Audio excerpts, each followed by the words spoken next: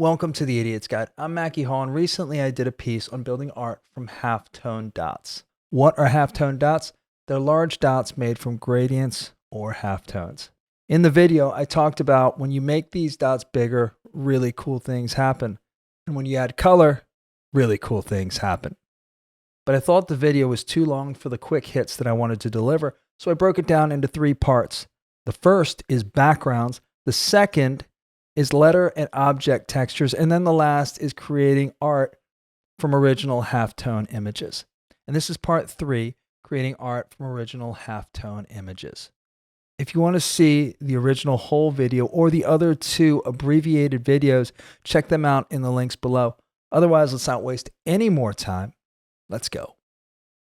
All right, before we get started here, I want to go over just a little bit of housekeeping. First thing we're going to do is we are going to create a new document. Our new document will have a width of 1,000 points, a height of 1,000 points, a single artboard in this case. And let's go ahead and scroll down and change our color mode, if it hasn't been changed already, to the RGB color mode. Let's go ahead and create. Now that we've got our page all set and sorted, I want to remind you that we are using the Essentials Classic layout.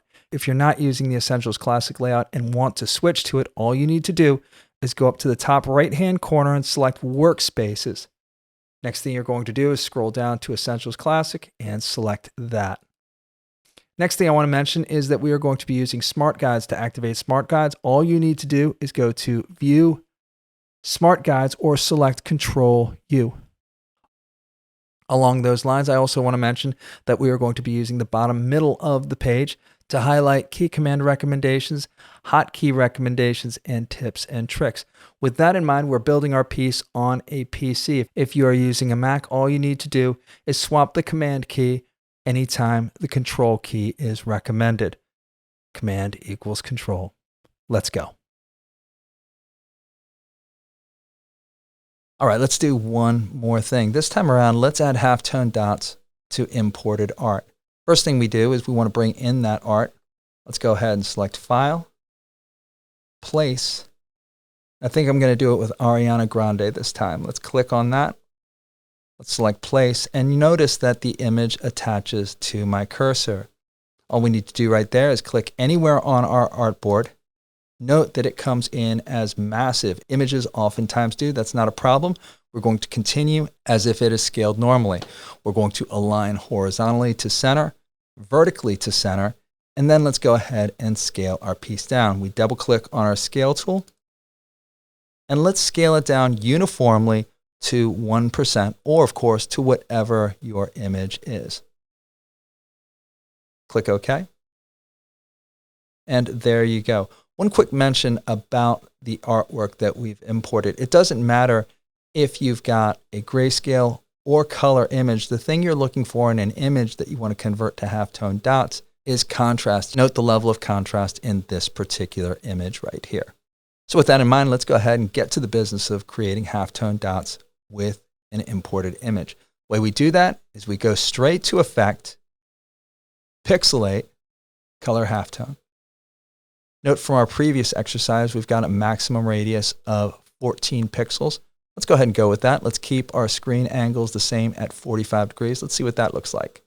Click OK.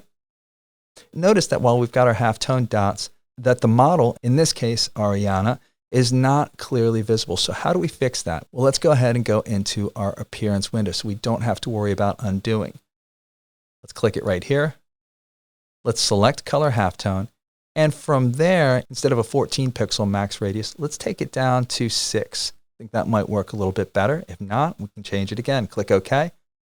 Let's go ahead and deselect our image. That looks much better. Note that this is exactly the look that we're going for. Let's go ahead and rasterize and then image trace our image. We'll do that once again by selecting our art. Click Object, Rasterize. Again, let's keep our color mode at CMYK. Let's make our resolution to Other at 600 points per inch. Let's click OK. And with an image, note that you won't see any expansion of the size like you've seen in the other pieces. That's okay. Don't worry about that. Let's go ahead and trace our image. We do that by going to Object, Image Trace, Make and Expand. Click OK to the pop-up menu. and let Illustrator do its work. There you go. You can see our artwork is fully traced.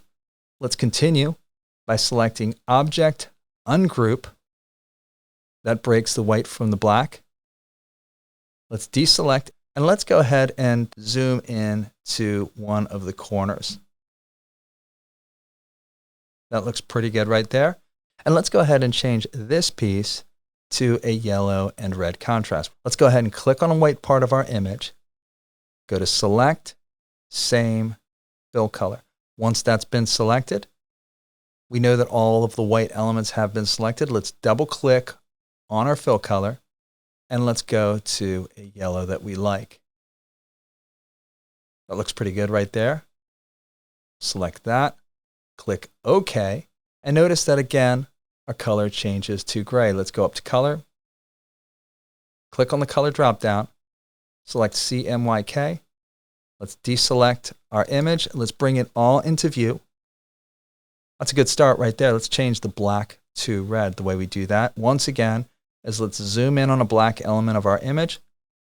Let's click on it.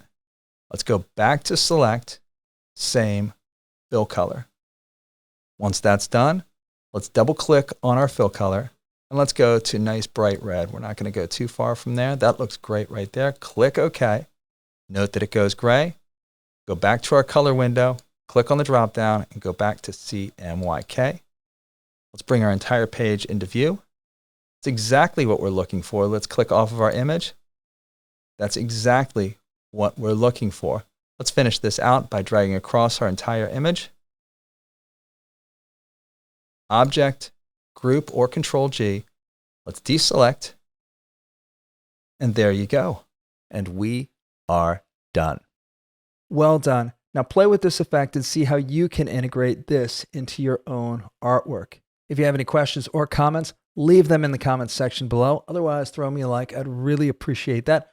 Otherwise, subscribe. I'd appreciate that just a little bit more. We'll see you next time. Peace.